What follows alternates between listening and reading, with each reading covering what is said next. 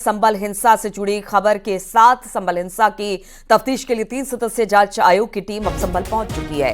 Team Jama Masjid इलाके में है। हिंसा प्रभावित इलाके का दौरा इस वक्त टीम कर रही है। 3 सदस्यीय जांच आयोग में जस्टिस अरोड़ा के अलावा रिटायर्ड आईपीएस ए.के. जैन और अमित प्रसाद शामिल हैं। आपको बता दें कि बीते साल 24 नवंबर को संभल में शाही जामा मस्जिद के सर्वे के दौरान जमकर यहां पर हिंसा हुई थी, बवाल हुआ था और इस बवाल में 4 लोगों की मौत हो गई थी। मौत के बाद 29 पुलिस वाले भी इसमें घायल हुए थे और अब इस पूरे मामले को लेकर जो न्यायिक आयोग है उसका गठन किया गया था, वो टीम अब पहुंच चुकी है संभल आज और बताया जा रहा है कि अलग अलग जगहों पर जाकर वहां पर जांच कर रही है। इसमें अगर जांच आयोग की बात की जाए, 3 सदस्यीय जांच आयोग बनाई गई थी जिसमें जस्टिस अरोड़ा के अलावा रिटायर्ड आईपीएस ए.के. जैन और अमित प्रसाद शामिल हैं। ये तस्वीरें भी हम आपको दिखा रहे हैं कि किस तरह से जो 24 नवंबर को संभल में शाही जामा मस्जिद के सर्वे के दौरान हिंसा हुई थी, उन हर जगहों पर ये न्यायिक जांच आयोग पहुंच रही है। इनके सदस्य वहां पर पहुंच रहे हैं। इस बवाल में 4 लोगों की मौत हुई थी, करीब 29 पुलिस वाले घायल हुए थे और अब ये जांच आयोग जो है अलग अलग जगहों पर जाकर वहां पर सर्वे कर रही है, लोगों से बातचीत कर रही है, हिंसा के बारे में जानकारी जुटा रही है और फिर अपनी एक जांच रिपोर्ट तैयार करेगी जिसे उसे सरकार को सौंपना है। तो जामा मस्जिद इलाके में पहुंची है आयोग की टीम। संभल पहुंची न्यायिक जांच आयोग जिसमें 3 सदस्यीय लोग मौजूद हैं। बताया जा रहा है कि अलग अलग जगहों पर उस दिन क्या हुआ था, किस तरह हुआ था, किस तरह से वहां पर हिंसा भड़की थी, जामा मस्जिद के बाहर किस तरह से लोग जमा हुए थे, इन सभी बातों की जानकारी ये सारे लोग जो कि 3 सदस्यीय जो कमेटी बनाई गई है जिसमें justice Arora, IPS A K. Jain और अमित प्रसाद शामिल हैं, वो जानकारी इकट्ठा कर रहे हैं। उस दौरान पुलिस ने किस तरह से अपनी जिम्मेदारी निभाई, आम लोग किस तरह से वहां पर इन सब चीजों को लेकर देख रहे हैं, यानी हर एक बिंदु पर जांच आयोग जो है वो जानकारी इकट्ठा कर रहा है। हम आपको बता दें कि ये जांच आयोग अपनी रिपोर्ट तैयार करेगा संभल हिंसा को लेकर और फिर इसे सौंपा जाएगा।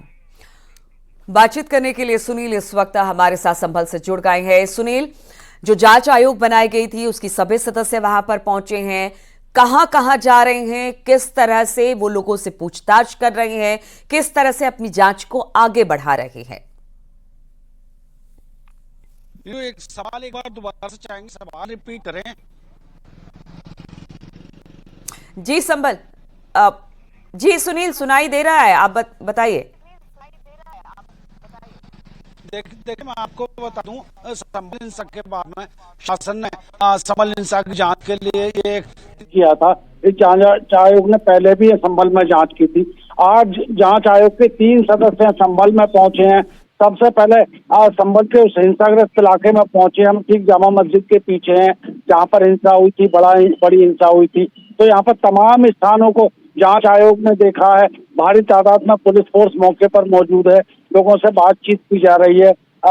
जांच आयोग के सदस्य जो हैं तमाम लोगों से बातचीत कर रहे हैं, आखिर हिंसा क्यों हुई, क्या हुआ था, ये तमाम सारी चीजें हैं जिन पर जांच होनी है। वहीं पर आज इसके बाद में पीडब्ल्यूडी के गेस्ट हाउस में उन लोगों के बयान दर्ज किए जाएंगे जिन लोगों को बयान देने का मौका दिया गया था।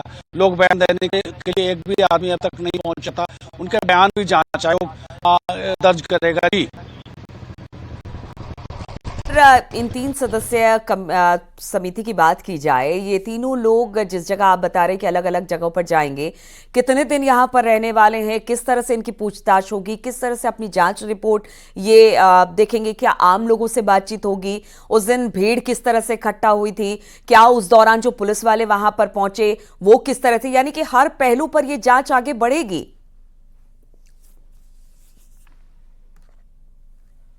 आज के लिए पूरा समय दिया गया है, टाइम दिया गया है और इसके लिए तमाम पुलिस महकमे के अधिकारी, पब्लिक के लोग, संबंधित जितने भी लोग हैं, सभी लोगों से जांच की कोशिश कर रहा है। वहीं लोगों को इस संबंध में बयान देने का मौका दिया गया है कि लोग आके अपनी बात के लिए जांच आयोग के समक्ष रखें, जिसके बाद जांच आयोग शासन के लिए अपनी रिपोर्ट सौंपेगा। जी, तो क्या ये जो आम लोगों को ये बुला रहे हैं कि जो अब तक पुलिस के पास अपना बयान दर्ज नहीं करवा पाए, क्योंकि इससे पहले पुलिस ने भी कहा था कि यार जिनको कुछ पता है वो बयान दर्ज करा सकते हैं, तो उनके लिए कोई जगह रखी गई है कि जहां पर वो आकर इस आयोग के सामने अपनी बातें रख पाए? देखिए, पूरा खास पहलू ये है इस जांच का कि अभी तक पब्लिक सेक्टर का कोई भी व्यक्ति जांच आयोग के सामने बयान देने के लिए नहीं आया है। वहीं पर जांच आयोग ने इस बार संभल के गेस्ट हाउस में स्थान तय किया है, जहां पर जांच आयोग के सदस्य बैठेंगे और लोगों से उनके बयान दर्ज करेंगे। वहीं अब देखने वाली बात यह है कि कौन लोग, कितने लोग आकर यहाँ पर अपने बयान दर्ज कराने के लिए जाते हैं, तो सिर्फ मस्जिद वाले इलाके में जहां पर ये हिंसा हुई, या फिर जहां से भीड़ आई, या फिर और कहीं पर, कहां कहां जाने का जो जांच आयोग है वो कहां कहां पर जाएगी? सबसे महत्वपूर्ण जामा मस्जिद का वही इलाका है, ये कोटगरबी इलाका है जहाँ पर हम खड़े हुए हैं। हमारे पीछे जामा मस्जिद है, सबसे ज्यादा हिंसा यहीं पर हुई थी। इसके बाद की अगर बात की जाए, तमाम सारे पहलुओं की जांच कोतवाली में हुई है, तो संभावना है कि जांच आयोग कोतवाली भी पहुंचेगा। इस जामा मस्जिद के इलाके को देखा है, हिंसाग्रस्त इलाके को देखा है, तमाम लोगों से इस संबंध में स्थानीय लोगों से बात करने की भी कोशिश की जा रही है।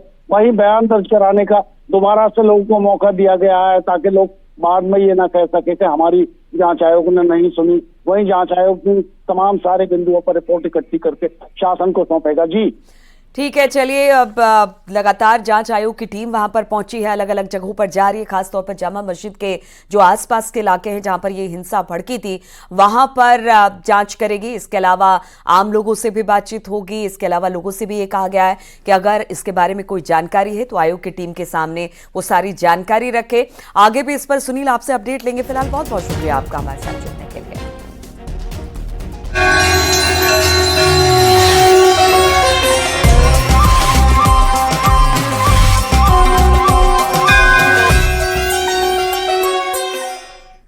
और अब महाकुंभ से जुड़ी एक बड़ी खबर सामने आ रही है, जहां पर 5 फरवरी को महाकुंभ जाएंगे प्रधानमंत्री नरेंद्र मोदी।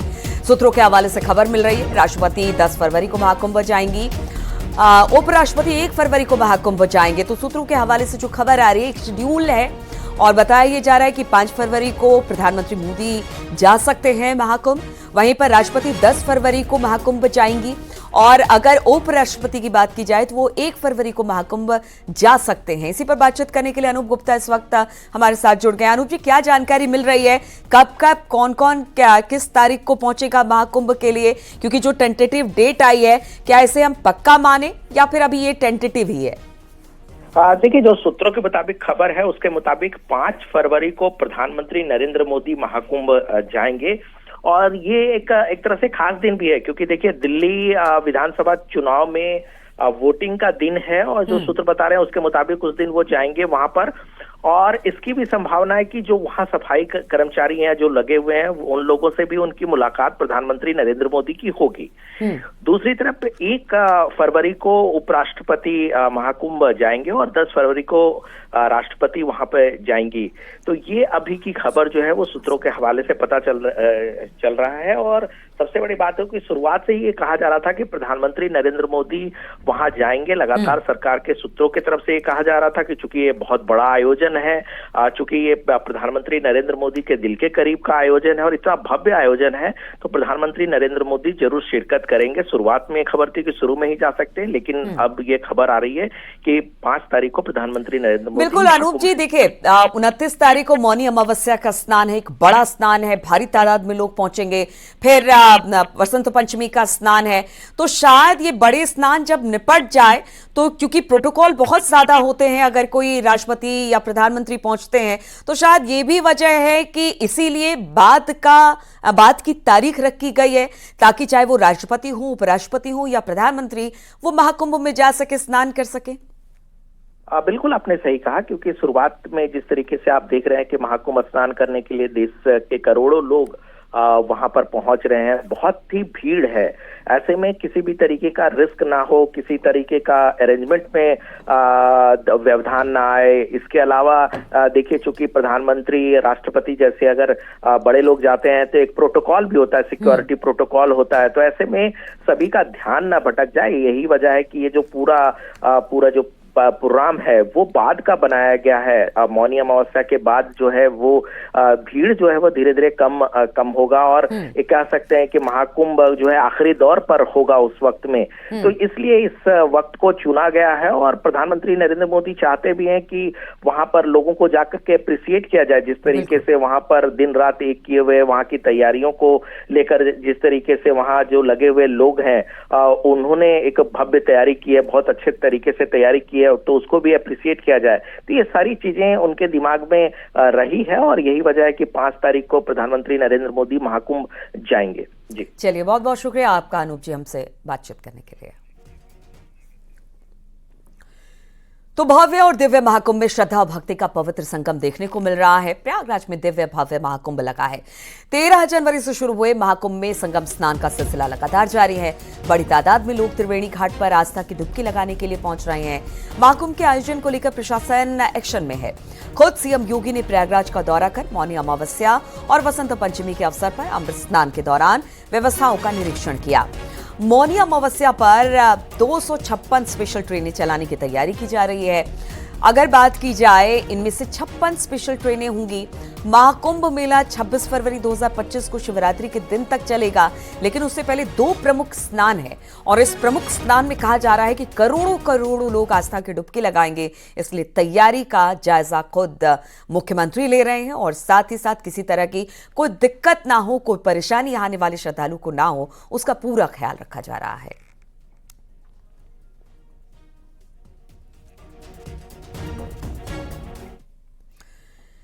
भव्य और दिव्य महाकुंभ में श्रद्धा और भक्ति का पवित्र संगम देखने को मिल रहा है। प्रयागराज में दिव्य भव्य महाकुंभ लगा है।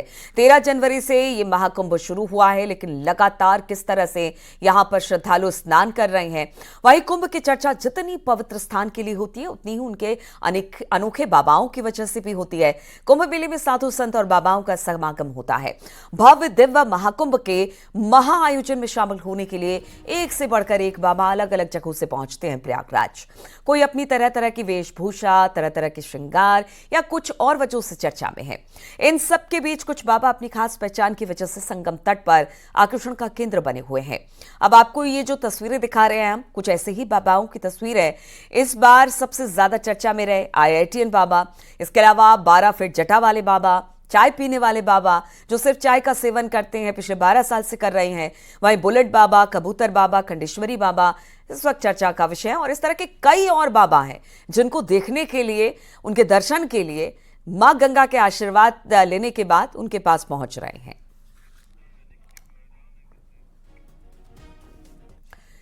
महाकुंभ में श्रद्धालुओं के खाने पीने के लिए डबल डेकर बस में वेजिटेरियन फूड रेस्टोरेंट खोला गया, जिसमें दावा है कि श्रद्धालुओं को सही कीमत पर प्योर और शाकाहारी खाने पर उसे जाएंगे।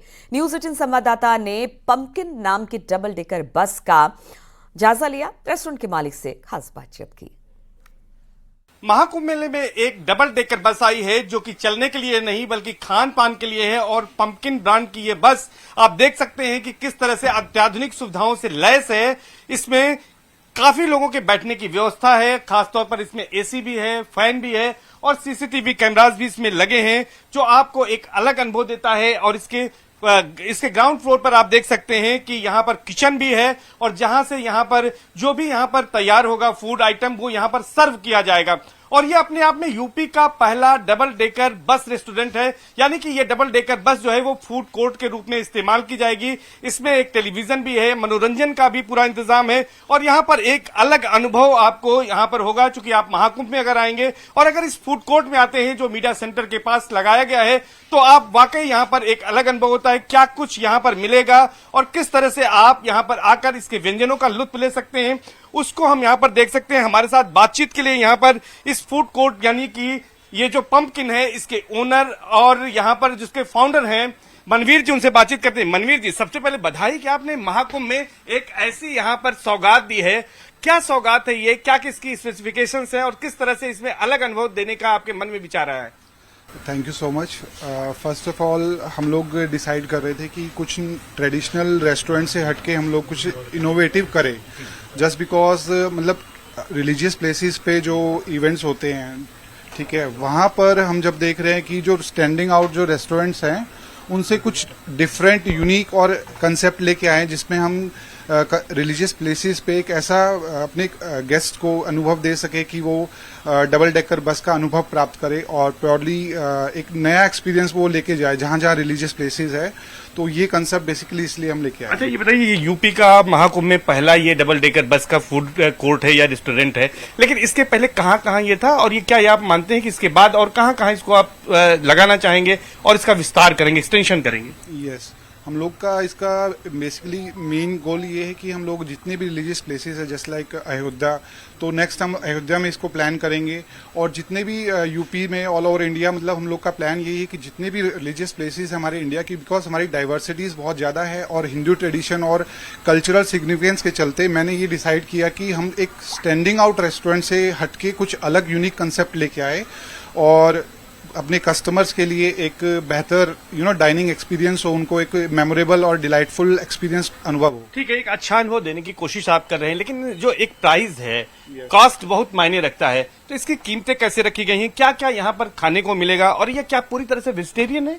या ये पूरा बेसिकली जितनी भी रिलीजियस प्लेसेस हम लोग वहाँ वेजिटेरियन बेसिस पे ही इसको वो करेंगे।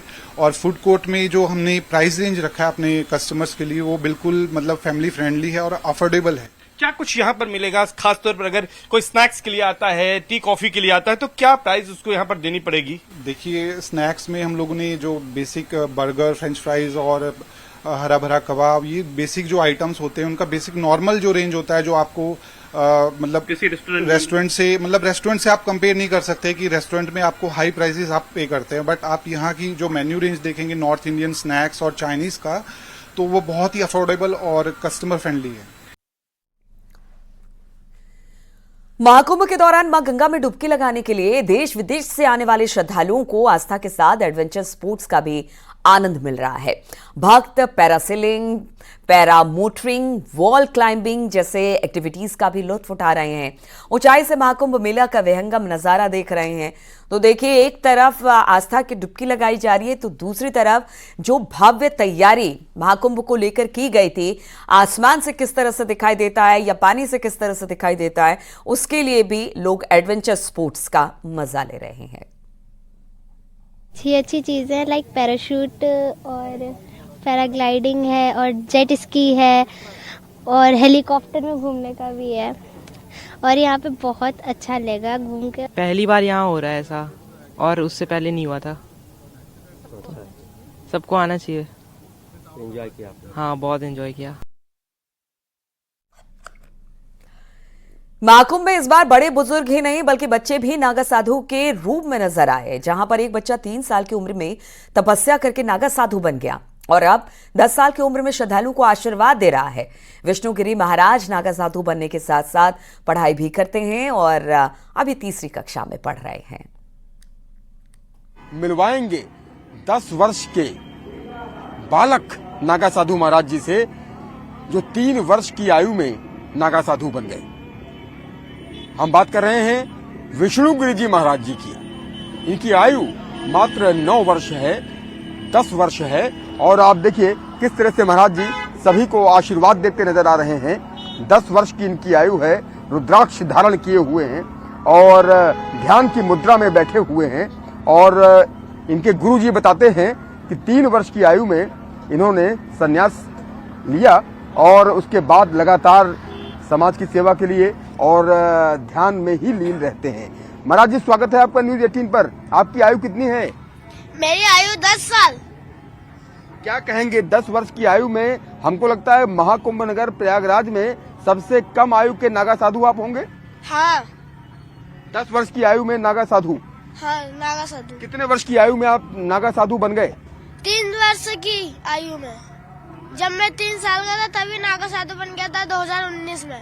तो अपने गुरु जी के साथ ही रहते हैं और लोगों को आशीर्वाद देते हैं और अच्छा लगता है, आनंद होता है। आनंद आता है, आनंद मिलता है। रुद्राक्ष ऐसे ही भभूत लगाते हैं, ठंड नहीं लगती? इतनी ठंडक पड़ रही है और आस्था भारी है, साधु हैं तो ठंड नहीं लगती। नहीं लगती। अच्छा, क्या कहना चाहेंगे समाज के लिए? मैं साधु इसलिए बना क्योंकि मुझे सनातन धर्म को आगे बढ़ाना था। कक्षा 3 के छात्र हैं आप, क्या क्या पढ़ते हैं? Sanskrit, Hindi, maths, computer, English. Sanskrit की बात आपने की, कोई श्लोक जरा सुनाइए। जयंती मंगला काली भद्रकाली कपालिनी दुर्गा समा स्वधारती स्वाहा सुधा नमस्तुते सुमगदंस कपिलो कर्षकन्नक लंबोदस्त विघ्न विघ्ननाशु विनायक धूम्रकेतु गदाध्यक्ष भालचंद्र गजानन अर्जुन गांडवी गदा पुत्र कौंते भारत दीर्घ बाहुगुड़ा केश भाल पार्थ अति धनंजय कृष्ण सर।